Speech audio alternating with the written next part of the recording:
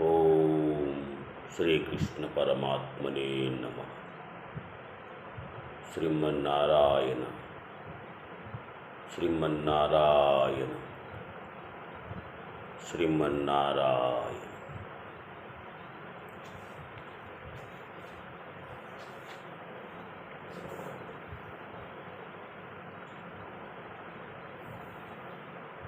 ఉత్తమ గుణ సంపన్నుడైన స్వయంభువు మనువు యొక్క పుత్రిక అయిన దేవహూతి ఎంతయు నిర్వేదముతో ఇట్లు పలుకగా, దయాళుడైన కర్దమ మహర్షి శ్రీహరి యొక్క ఆదేశము స్మరించుకొనుచు ఆమెతో ఇట్లనెను: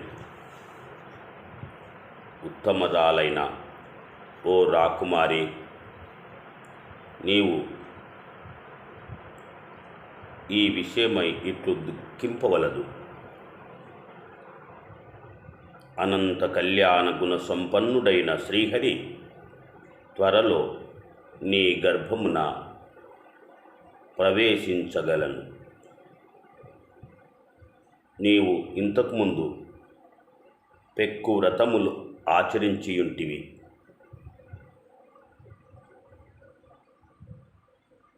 కనుక నీవు శుభములే చేకూరును. శమదమాది నియములను పాటింపుచు, తపస్సు దానధర్మములు చేయుచు మరియు నియమములను ఆచరించుచు భక్తి శ్రద్ధలతో భగవంతుని సేవించుచున్నావు. నీవు ఈ విధముగా భగవంతుని ఆరాధించినచో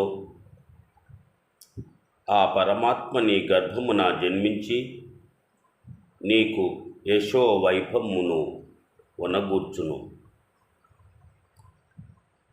బ్రహ్మోపదేశమునర్చి నీ హృదయమున గల అజ్ఞానమనేడు అహంకార గ్రంథిని తొలగించుగలడు. కనుక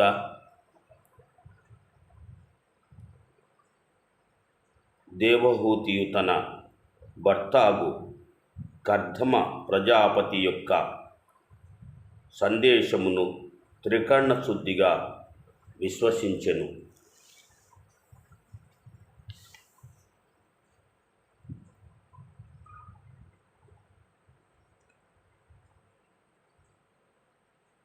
పిమ్మట ఆ సాధ్వి అజ్ఞానందకారమును రూపుమాపేడి నిర్వీకారుడైన పరమపురుషుని భక్తి ప్రపత్తులతో ఆరాధించెను. దేవహూతి శ్రీహరిని చాలా కాలము సంవత్సరముల పాటు ఆరాధించిన పిమ్మట ఆ పురుషోత్తముడు కర్దమ ముని తేజస్సును స్వీకరించి కర్ర నుండి అగ్నివలె ఆమె గర్భము నుండి శ్రీహరి ఉదయించెను. ఆ శుభ సమయమున దేవతలు ఆకాశమందుండి మృదంగాది వాద్యములను మ్రోగించిరి.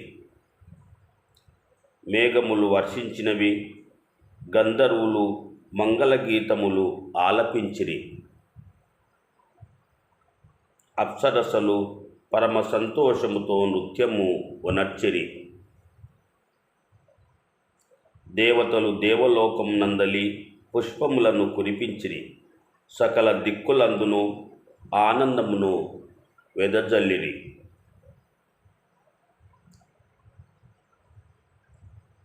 తటాకాదులు అన్నియు నిర్మల జలములతో నిండెను. సకల ప్రాణులు మనసులు ప్రసన్నములయ్యెను. ఆ సమయమున బ్రహ్మదేవుడు మరీచి మొదలగు మహర్షులతో కూడి సరస్వతి నది తీరమున వెలసిన కర్దమ ముని యొక్క ఆశ్రమమునకు విచ్చేసెను.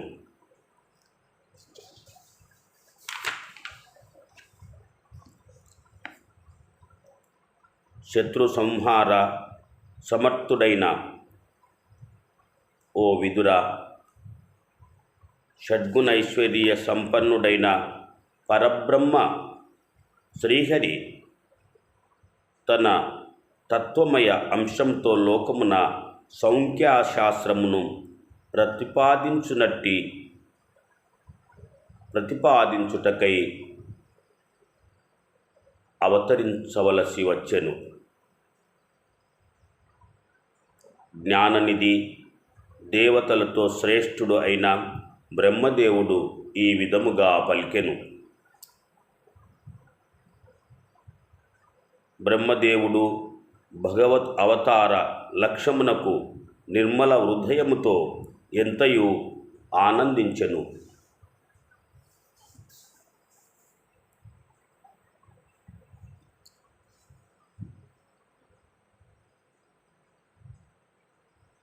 అంతటా ఆయన తనువు పులకించెను. నేత్రముల నుండి ఆనంద ఆశ్రువులు జాలువారెను. కంఠము దగ్ధమాయెను. తిన్నగా అతడు దేవహూతి కర్దములతో ఇట్లు పలికెను. నాయనా కర్దమా, నీవు ఇతరులను మిగుల గౌరవించువాడవు. నిష్కపటముగా ప్రేమాతిశయముతో నన్ను పూజించితివి. నా ఆదేశమును పాటించితివి. పితృ వచనములను గౌరవించితివి. వారి ఆదేశములను తలదాల్చుటయే గొప్ప శుశ్రూష. ప్రజలను సృష్టింపుము అని నేను నిన్ను ఆదేశించుంటిని. నీవు దానిని నిర్వర్తించితివి. నాయనా, నీవు ఎంతయు యోగ్యుడవు. సుందరీమణులైన నీ కుమార్తెలు మిగుల సాధు స్వభావము గలవారు. వీరు తమ ప్రభావముల చేత మీ వంశ పరంపరమును అనేక విధములుగా వృద్ధి పరచగలరు. నీవు నీ తనయులను మరీచి మున్నగు 9 మంది మహర్షులకు వారి వారి స్వభావములకును అభిరుచులకును తగినట్లుగా సమర్పించి వివాహములను జరుపుము.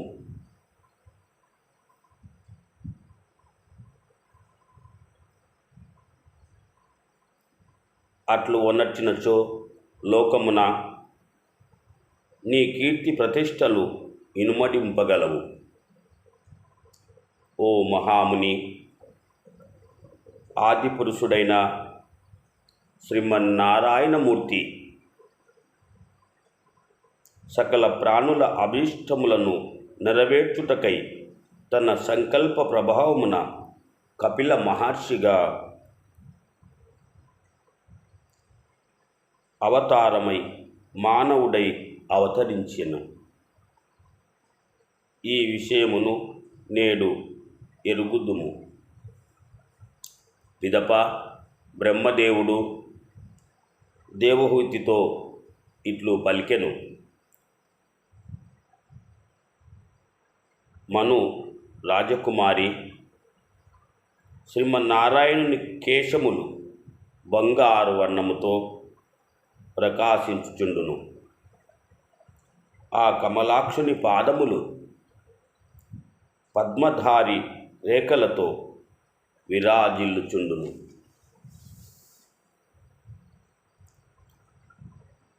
కైటబాసురులను హతమార్చిన శ్రీ మహాప్రభువు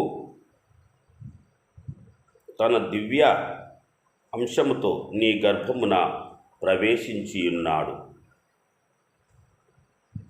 ఆ పురుషోత్తముడు తన జ్ఞాన విజ్ఞాన ఉపదేశముల ద్వారా జీవుల యొక్క కర్మవాసలను సమూలముగా రూపుమాపును.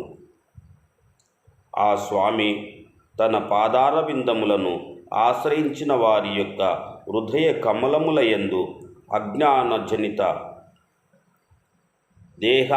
దేహాత్మాభిమానమును ఛేదించును.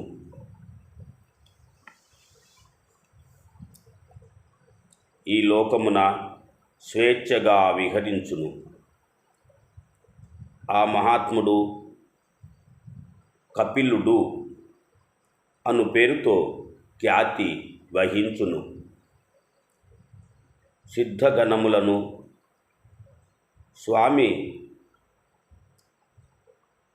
సిద్ధగుణములను స్వామి కాగలడు. సౌఖ్యాచారులకు గౌరవనీయుడగును. ఆ విధముగా ఆ ప్రభు తన కీర్తిని విస్తరింపజేసి నీకు గొప్ప పేరు ప్రఖ్యాతులు తెచ్చిపెట్టును. తల్లిదండ్రులకు పుత్రుడు జన్మించిన సంతోషించడము సరికాదు. పుత్రుడు పెరిగి పెద్దవాడై సుగుణ లక్షణములు కలవాడై తల్లిదండ్రులకు కీర్తి ప్రతిష్టలు తెచ్చినప్పుడే పుత్రుడు సఫలుడగును.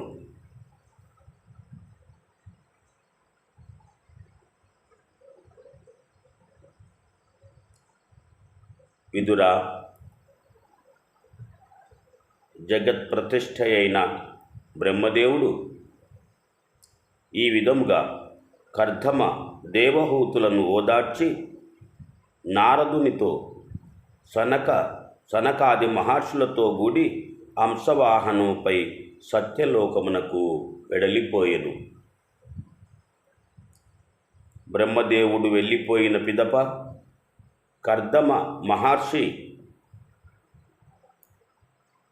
ఆయన యొక్క ఆజ్ఞానుసారము తన కుమార్తెలను మరీచి మొదలగు ప్రజాపతులకు నిచ్చి విద్యుక్తముగా వివాహము వనర్చెను.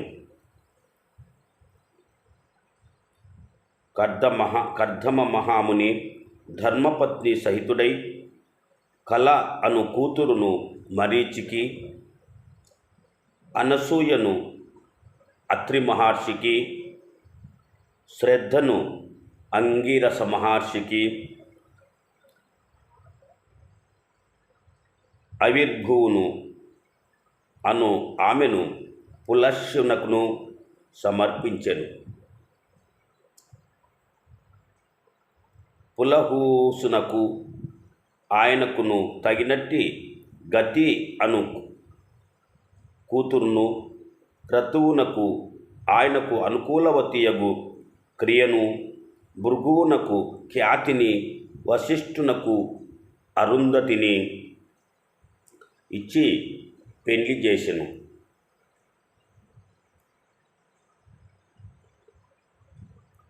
అధర్వునకు శాంతిని ఇచ్చి వివాహము జరిపించెను. ఆ దంపతుల ద్వారా యజ్ఞములకు విస్తారముగా జరిపించెను. వివాహ శుభకార్యముల సందర్భమున కూతుళ్లకును అల్లుళ్లకును తగు విధముగా ఆదర సత్కారములను వనర్చెను. విదురా, వివాహ కార్యములు ముగిసిన పిదప మరీచ్యాదాది మహర్షులందరూ కర్దముని వీడ్కొని తమ తమ భార్యలతో సహా సంతోషముగా తమ ఆశ్రమములకు వెళ్ళిపోయిరి.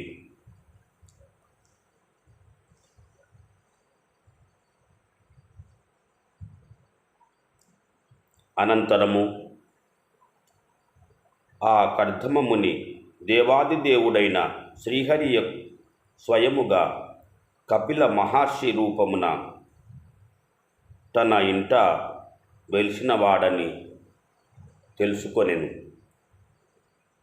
ఏకాంతముగా ఆ ప్రభువును సమీపించి ప్రణమిల్లి ఇట్లు నుడివేను: దేవాది దేవ శ్రీమన్నారాయణమూర్తి,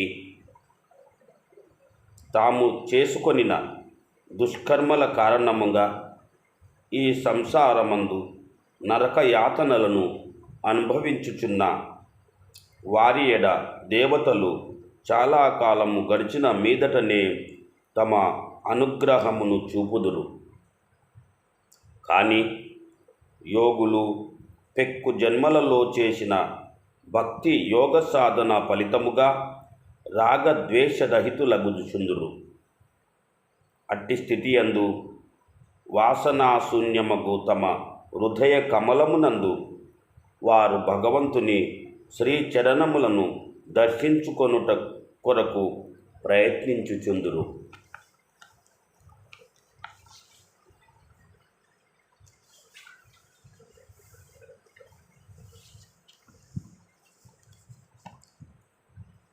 దయామయుడవగు శ్రీహరి తాను చులకన కాగలననేమోయని ఎంత మాత్రము లెక్కింపకుండా ఈనాడు పామరులగు మా ఇంటిలో అవతరించెను.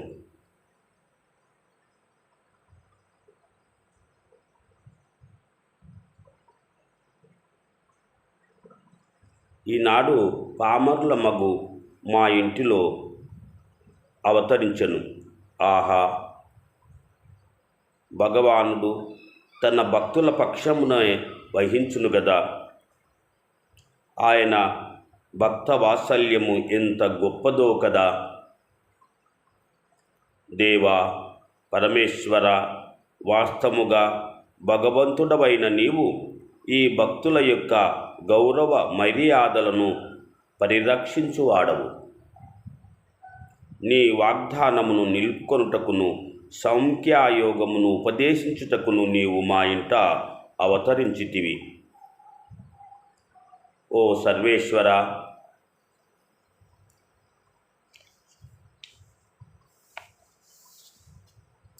నీవు రూపరహితుడవు.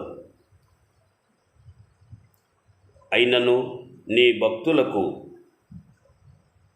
ఏ రూపములు ఇష్టమైనవో ఆయా రూపములను నీవు ప్రదర్శించుచుందువు. ఓ పరంధామ, నీ పాదపీఠమునకు తత్వ జిజ్ఞాసము గల విద్వాంసులు సర్వదా ప్రణమిల్లుచుందురు. ఐశ్వర్యము, వైరాగ్యము, యశస్సు, జ్ఞానము, పరాక్రమము, సంపద అను షడ్గుణములను నీవు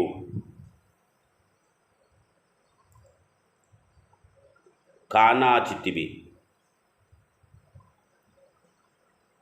అట్టి నిన్ను శరణు గోరుచున్నాను. పరమాత్మ, నీవు పరబ్రహ్మ స్వరూపుడవు. సర్వశక్తులను నీ ఆధీనంలోనే ఉండును. ప్రకృతి పురుషుడు, మహాతత్వము, కాలము, సత్వరజస్తమో గుణములు అనేటి అహంకారములు సమస్త లోకములు లోకపాలురు మున్నగునవి అన్నీయు నీ రూపములే.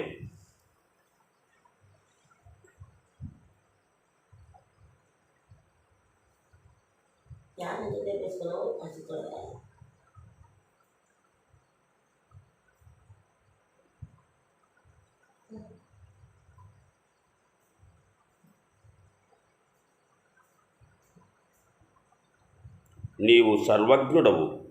పరమ పురుషుడవైన నీవే ఈ సమస్త ప్రపంచమును నీ చేతనాశక్తి ద్వారా లీనము చేసుకొనుచుందువు. కనుక నీవు వీటిపై అన్నింటికి అతీతుడవు. కపిల భగవానునిగా అవతరించిన నిన్ను శరణు జొచ్చుదురు. ప్రభు, నీ అనుగ్రహం వలన నేను రుణత్రయ విముక్తుడనైతిని. నా మనోరథములు అన్నీను ఈడేరితివి. ఇంక నేను సన్యాస మార్గమును అవలంబించి నిన్ను నా హృదయ కమలమునందు ధ్యానింతును. శోకరహితుడనై చరించెదను కనుక జగత్పతివైన నీ ఆజ్ఞ కొరకై నేను నిన్ను వేడుకొనుచున్నాను ప్రభు. కర్దమ మహాముని వైదిక లౌకిక కర్మలన్నింటిలోనూ ఈ లోక విషయమున నేను చెప్పినదే ప్రమాణము కనుక నేను నీ కుమారుడనై జన్మించి తిని అని పలికిన మాటలు సత్యమునర్చుటకై ఇట్లు అవతరించి తిని. నా ఈ అవతారం యొక్క ముఖ్య లక్ష్యము రెండు. ఒకటి, సూక్ష్మ శరీరం నుండి విముక్తి కాగోరు మునులకు ఆత్మ సాక్షాత్కారమును కలిగించుట. రెండవది, ప్రకృతి మొదలగు తత్వములు వివేచనమును కలిగించుట. ఆత్మతత్వము మిగుల సూక్ష్మమైనది, అది తెలియరానిది. దీనిని పూర్వమే బోధించియుంటిని, కానీ బహుకాలము విలంబనము చేత అది నష్టప్రాయమైనది. దానిని మరల ప్రవర్తింపజేయుటకు నేను ఈ దేహమును స్వీకరించి తిని. ఈ విషయమును నీవు ఎరుంగుము. ఓ మహాముని, నీవు సన్యాస జీవితమును గురువులకు నేను అనుమతించుచున్నాను. నీవు నీ ఇచ్ఛానుసారముగా వెళ్ళి కర్మలను అన్నింటినీ నాకు సమర్పింపుము. దుర్జయమైన మృత్యువును జయించి మోక్షమును పొందుటకై నన్ను భజించుచుండుము. నేను స్వయం ప్రకాశకుడను, సకల జీవుల అంతఃకరణములందు పరమాత్మను నేనే. నీ పవిత్రాంతఃకరణమునందు నన్ను దర్శింపుము. అప్పుడు అన్ని విధములగు శోకముల నుండి ముక్తుడవై భయరహితమైన మోక్షపదమును పొందగలవు. నా మాతృమూర్తియగు దేహ హూతికి కూడా ఆత్మజ్ఞానమును ప్రసాదించదను. అది ఆమెకు సకల కర్మపాశముల నుండి ముక్తురాలను చేయగలదు. తత్ఫలితముగా ఆమె ఈ జనన మరణ రూప సంసార చక్రం నుండి బయట పడగలదు. కపిల భగవానుడు ఈ విధముగా కర్దమ ప్రజాపతికి తెలిపిన పిదప అతడు సంప్రీతుడై ఆ భగవానునకు ప్రదక్షిణ మొనర్చి వనములకు వెళ్ళిపోయెను.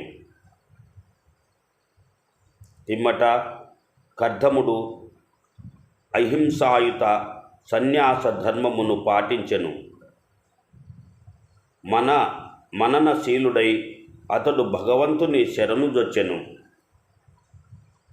అనంతరము ఆ మహాత్ముడు ఇంద్రియార్థములయందు అశక్తిరహితుడై ఆహవనీయాది అగ్ని కార్యములను విసర్జించెను.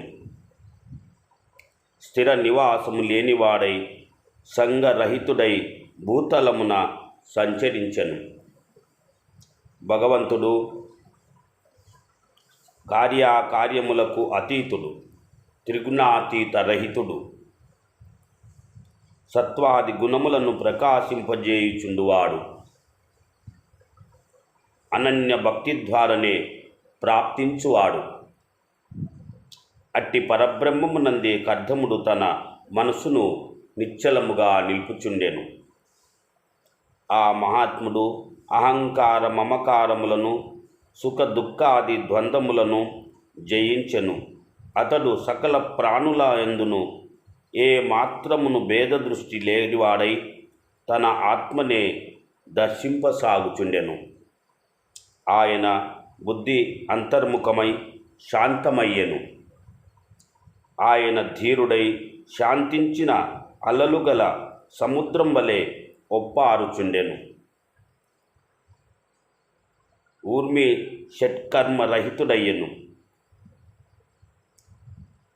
ఊర్మి షట్కము అనగా ఆకలి దప్పులు, శోకమోహాదులు, జరా మరణములు.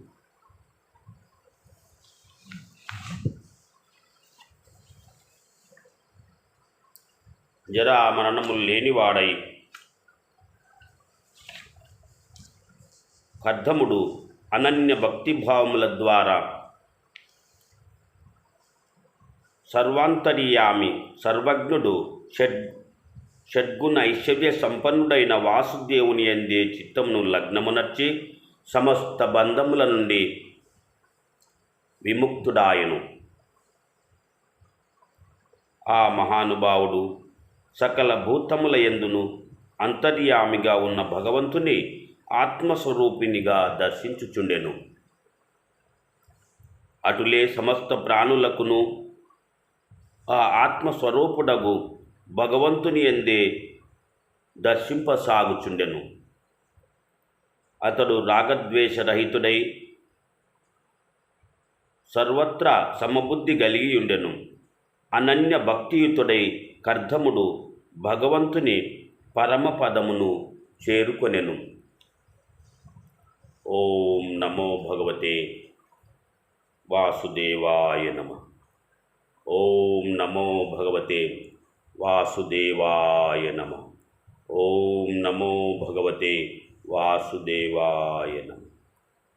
జై శ్రీమన్నారాయణ, జై శ్రీమన్నారాయణ, జై శ్రీమన్నారాయణ.